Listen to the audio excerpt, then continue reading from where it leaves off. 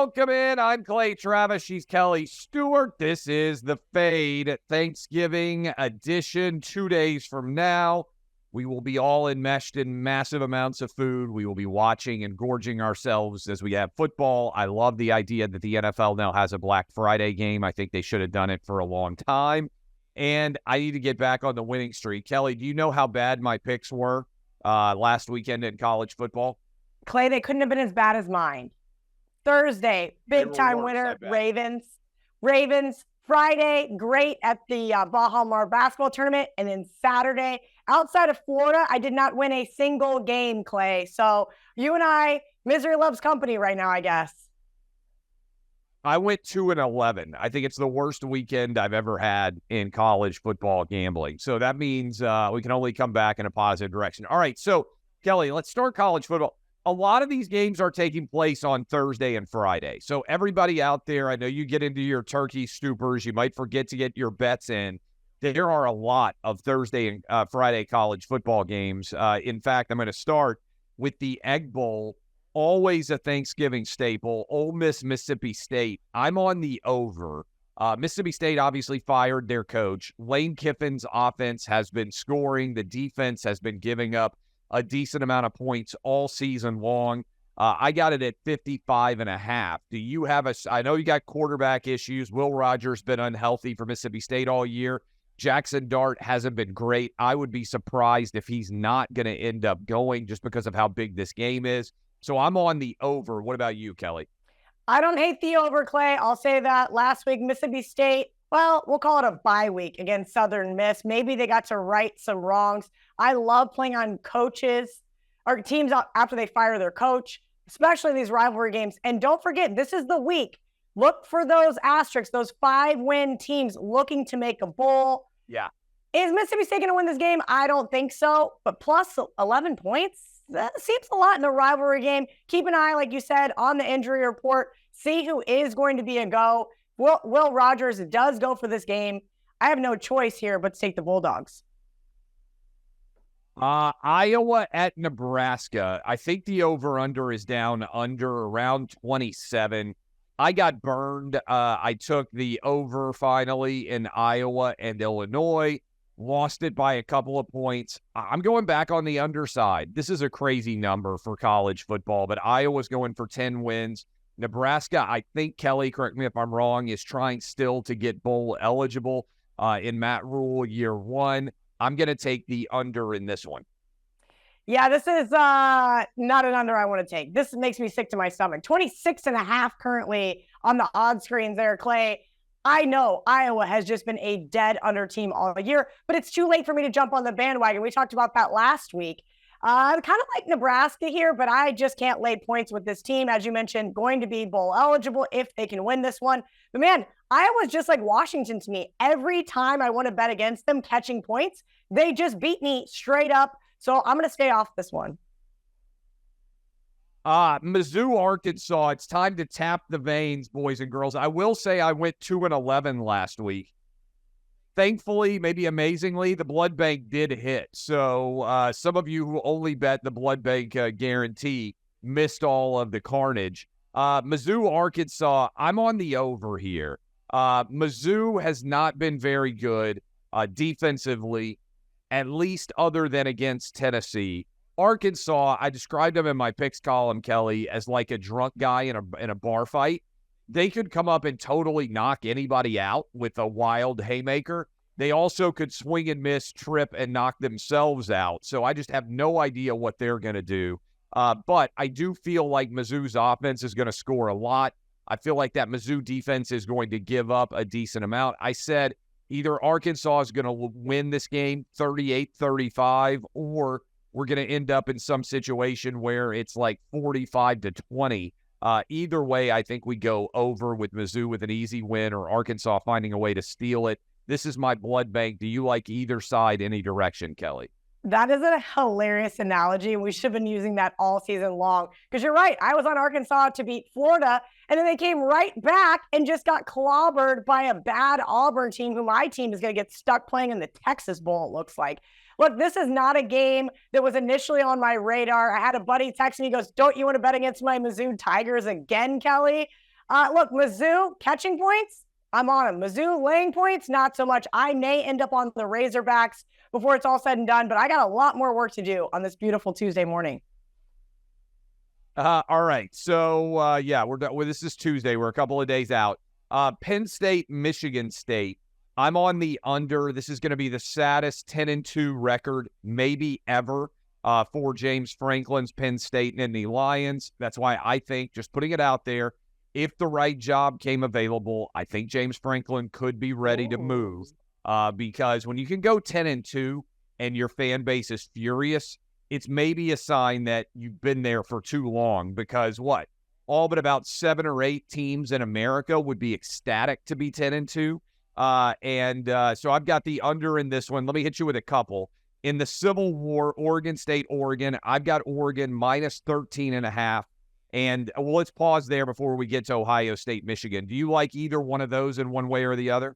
No, nobody can back Sparty right now. This is just a team that is in disarray. Both teams actually kind of really banged up. Laying 21 with James Franklin, I can't do that. As far as Oregon State, Oregon goes, Oregon looks like one of the better teams in the country at this moment in time. Bo Nix still vying for that Heisman campaign. I want to love the Beavers here. I really, really do, because they have such a great defense, right? They haven't lost a game by more than 3 points all season long. I don't know if they can really stop Bo Nix, though, right? They had a little bit of slowing down Michael Penix Jr. last week, but not that much. We'll see if the Beavers can keep it close here, but I think I'm going to stay off with this one, Clay. Okay, let's talk Ohio State, Michigan. This is the game of the weekend. I would describe it, one of my buddies, I think it was Cole Kubelik back in the day, used to describe LSU, Alabama as like the college football black hole, by which he meant every conversation eventually got sucked into LSU, Alabama because it was so big. Ohio State, Michigan this year has been like that black hole for college football. You could see this game coming. All the Michigan spy scandal related issues that have certainly even added more intrigue to this game. Fox's Big Noon is going to be there. Michigan, a 3.5-point favorite, Kelly. I ultimately am going on the Wolverines. I had not sold on Ohio State at quarterback. I think Marvin Harrison Jr. is going to be the best player on the field, but I think Michigan has the talent in their secondary to make him just a guy in this game. And I just think the Big House is going to be electric on a level that we may not have seen a home venue in a very long time. And I also don't think everybody's going to let Michigan off the hook over this spy scandal. This feels one of those stories that needs to continue to grow. We have at least over a month left of it. If Michigan loses, this story just kind of vanishes. If they win, it just adds more fuel to the fire. I'm taking the Wolverines minus 3.5. One additional thing, Michigan was out to 6 or 6.5 in the look ahead the past few weeks. So this has been a buyback on Ohio State. How do you break this one down? Look, Clay, this is going to be a great one. And you're right about that look ahead line. And that's why when it came out 3.5, I was sitting at the basketball tournament. I said 3.5. And I'm pulling up my spreadsheet on my phone like the dork that I really am inside. And I said, what am I missing here? And my buddy turns to me and he goes, you know we're going to be on the Buckeyes. And I just rolled my eyes. I'm like, I don't trust this team. You mentioned Marvin Harrison Jr. by far being the best player in the field. I'm not sold on Kyle McCord. Is he going to have I think he can be. A turnover-free game? And that's my problem here. And so I don't know if I'm going to be able to get to the window on Ohio State because these are some really solid defenses, probably two of the best defenses in the country, in fact. So I do think that the under is going to be the look for me. But gosh, do I want to take the Buckeyes so bad here? Eventually, all of this stuff with Michigan that's been going on is going to come to a head. Is it going to be this weekend? I don't know. I looked this morning on Twitter. Dan Dakish had an entire list of all the things that Jim Harbaugh has done in his tenure at Michigan. I didn't know about half of it. Eventually, these kind of things are going to catch up with them. And, of course, his weird Ted Lasso reference this weekend just added the nail in the coffin for me. All right, so I'm on Michigan. Last year, just to be fair, I was all in on Ohio State and Michigan on Big Noon. Michigan absolutely obliterated Ohio State in the second half, and I had to hear from my wife, who was a Michigan grad. So this year, at least I'm going back on that side. All right. Good emotional I got a hedge though, theory Clay. on this game. Yeah, it's smart by me to try. With all the failures that I provide in my life, it's good to be able to protect that one at least a little bit. Let's go to this, Kelly. A&M LSU, because I have a theory for you. Jaden Daniels, 6 touchdowns, passing, 2 rushing last week. This game is kicking off right around the same time as Ohio State, Michigan. I think Jaden Daniels certainly deserves a trip to New York City, but LSU is going balls to the wall on he deserves the Heisman Trophy. I think it's going to come down to Bo Nix or Michael Penix Jr. in the Pac-12 title game, presuming that we're getting that one in a couple of weeks, and one of those guys will be your Heisman. But I think that as a result of being all in on Jaden Daniels winning the Heisman, LSU is going to try to set a ridiculous and furious pace in this game against A&M for as many possessions as possible. I think they're going to go high risk, high reward on defense. I think they're going to try to put this game in a situation where you can end up with 5 more touchdown passes or 5 more touchdowns from Jaden Daniels. As a result, I'm on the over. Is this crazy or is this genius? Yeah, I don't want any part of the under. Pretty much 66 across the board right now, and it's only going one direction, Clay, because you're absolutely right. This is going to possibly be a boat race. Jimbo Fisher just got fired, though. I told you I like to play on teams who just fired their coach, but you're absolutely correct. LSU's finally been on a tear, especially against the spread. A&M, on the other hand, has just been abysmal. If this game was in College Station, I could take the Aggies, but their road versus home defense has too much differential, right? On the road, they're giving up 32 points a game. I just don't love them here in this spot. Also, they are already bowl eligible. What do they really have left to play for? I'm not sure. LSU has a lot more to lose in this one, so I would not be surprised to see this one be a 51-41 final. Kentucky, he'll hit you with several here. Kentucky at Louisville. Remember Kentucky started off 5-0, Kelly? They're now 6-5. They've gone 1-5 since that 5-0 start. Louisville, the most surprising team, I think it's fair to say, in the country, sitting at 10-1. I'm going to take the under in this one in the battle of the Bluegrass. Colorado, speaking of, remember, started off 3-0, now 4-7. Utah, 7-4, I believe. I think Utah is going to blow them out. I'm taking Utah minus 21.5. And then Vanderbilt at Tennessee. Tennessee hasn't been very good at all the last 2 weeks. Vanderbilt off a bye week. I'm taking Vanderbilt plus the 27 on the road at Tennessee. Do you feel strongly about any of those 3? Look, I don't love this Colorado team. They make way too many mistakes. As Smoke said, they play a lot of selfish football. But Utah loses as a 9-point underdog to Washington. Fine, respectable. They covered the spread. And then they turn around and get blown out by Arizona. This team's bowl eligible. How much do they have left to play for? I'm not really sure here. That's a big number to lay for a Utes team that doesn't blow teams out historically. So that one kind of scares me. I bet against Louisville last week. I'm still in pain over that one. Whether we want to blame the refs or, well, I got Mario Cristobal, whichever it was really painful. So I do not want to touch that one. Last but not least, for me, anyhow, I have to kind of wonder on the Florida Gators versus the Seminoles now without Jordan Travis. Yeah. No, I am on I'm on FSU UF. I like Florida. And I know Florida's not going to have Graham Mertz either, Kelly. And that line, I got them at Florida plus 6.5. But I just feel like Florida has, just based on watching, I liked what I saw from the backup at Florida.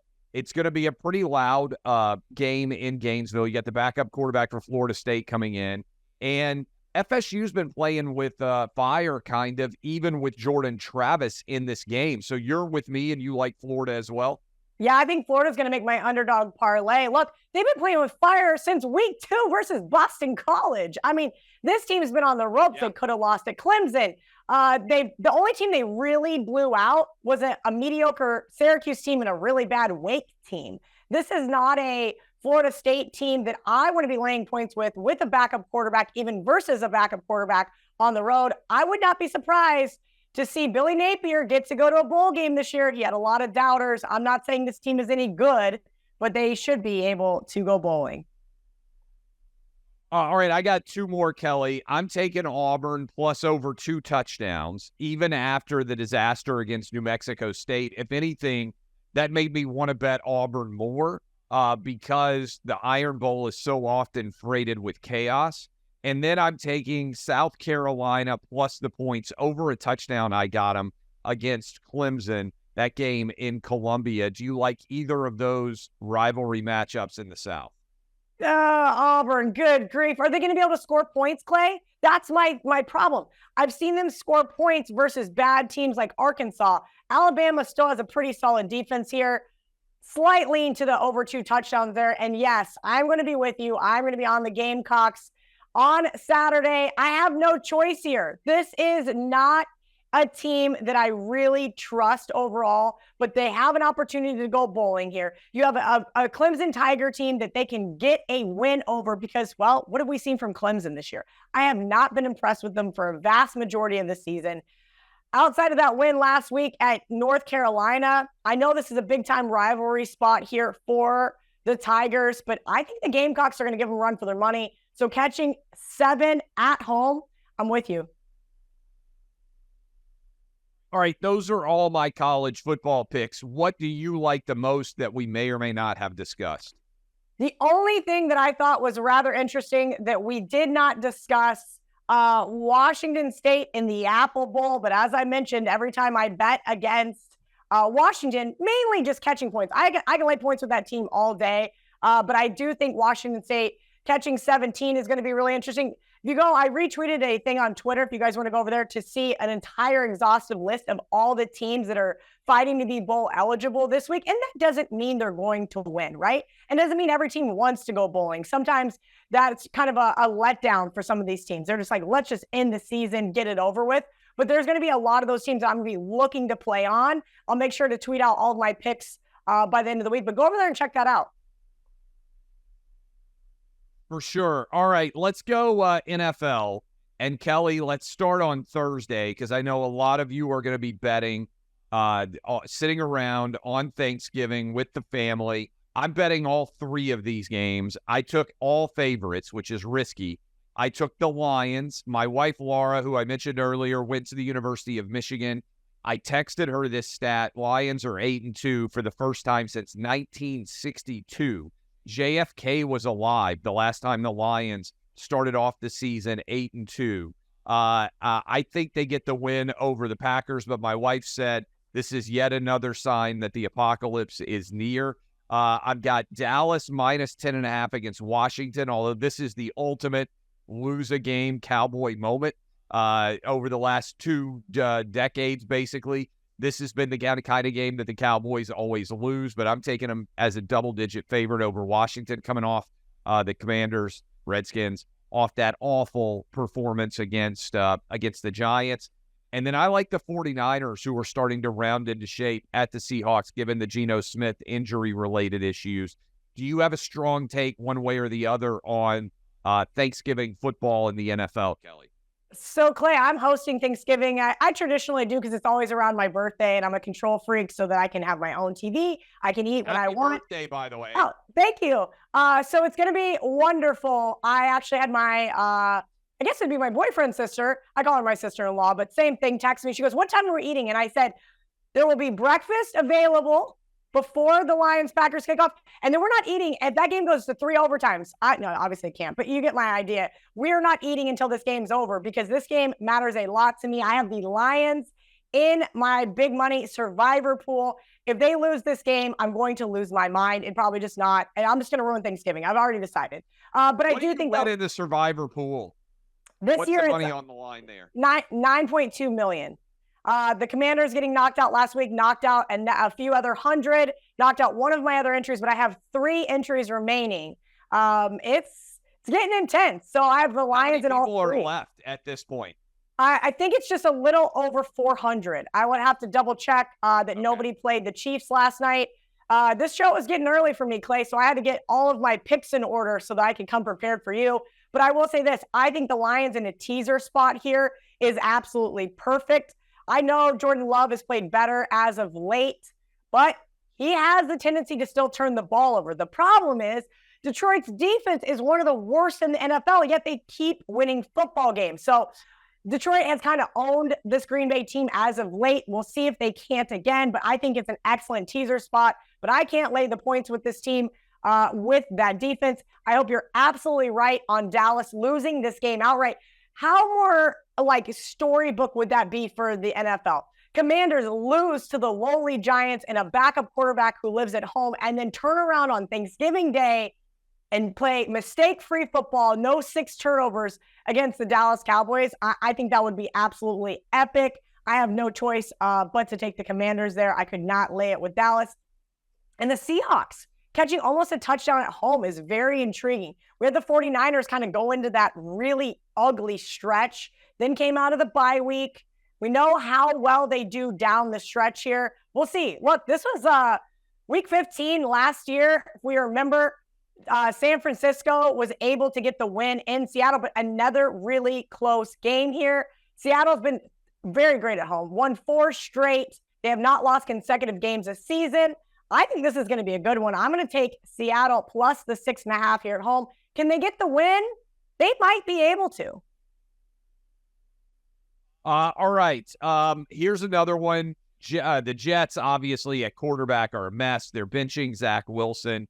Dolphins, I don't know how much you watched of this game. Didn't look that crisp coming off the bye week against the Raiders, who, to be fair, have been playing better under Antonio Pierce.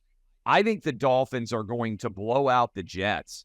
I love the under, too. I just don't think the Jets are going to hardly be able to score. I put them down for 10 or less. I feel good about the Dolphins for 24 or 21 or 28. Like, I don't think this game's going to be particularly close.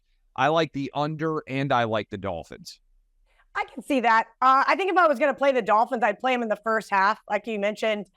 New quarterback for the Jets. We're going to see what he's got. I mean, I'm guessing they're assuming he's going to be a little bit better than Zach Wilson, who I think gets a lot of flack. But this Jets defense might be able to force a turnover too. That always gets wonky when you're looking at these double-digit spreads. So I'm going to pass, but I think if I did, I would lay it with the Dolphins in the first half.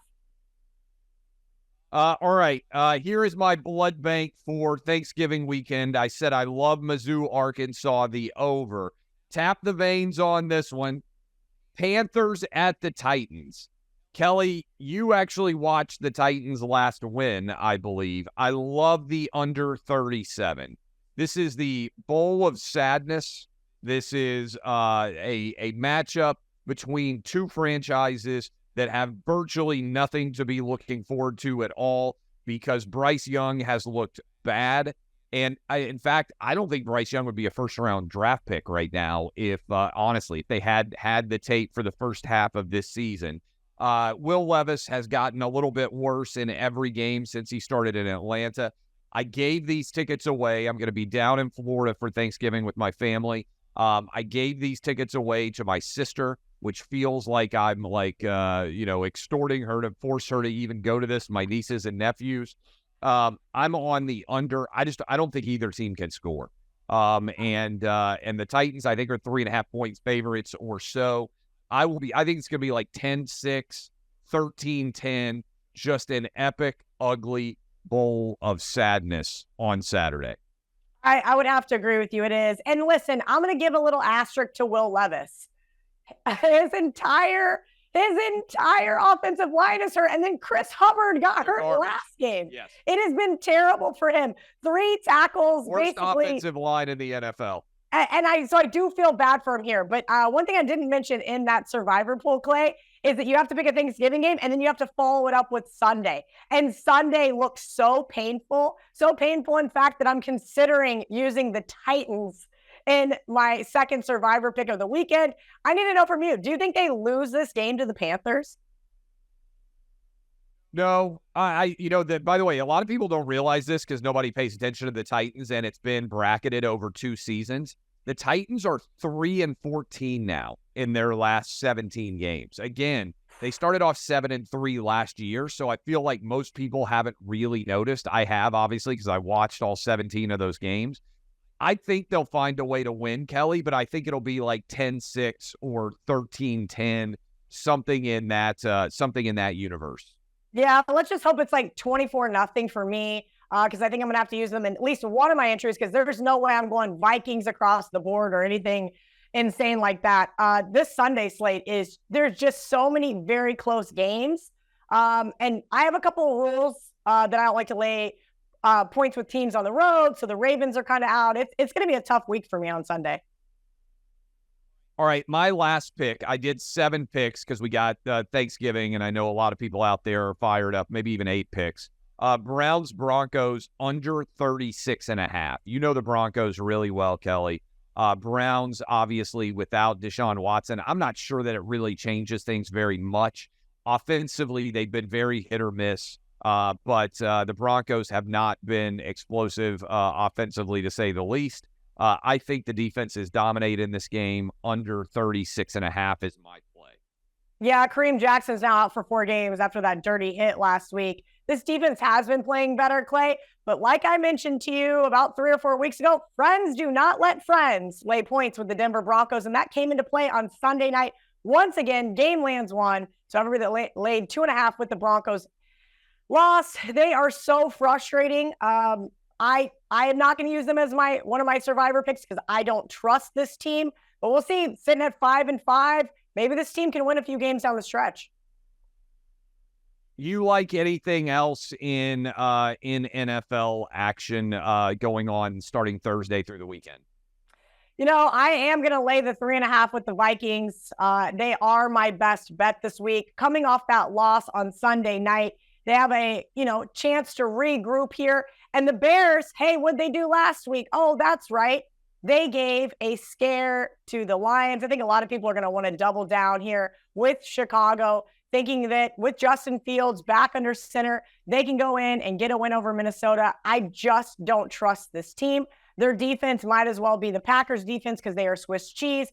5-13-1 against the spread in their last 19 games. And Minnesota, as I mentioned, even though they lost on Sunday night, they covered once again. They had a really good shot to win that game. Late touchdown by the Broncos. So I'm going to lay it with the Vikings minus 3.5 as my best bet this week. All right. Happy Thanksgiving to everybody out there. Happy birthday to you, Kelly. We will be back on Wednesday or Thursday of next week, more normal schedule, but we wanted to get this done for the last 2 weeks. We've been traveling to get this done early for all of you guys out there. And best of luck. Apologies for going 2-11 last week. But as I always say, the only way to get out of a hole is to keep digging. Kelly, any final Thanksgiving message for everybody out there? No, happy Thanksgiving, everybody. Let's cash some tickets because I also owe our fans an apology. Last week truly should have been the fade. Awesome. Appreciate all of you. I will see you guys.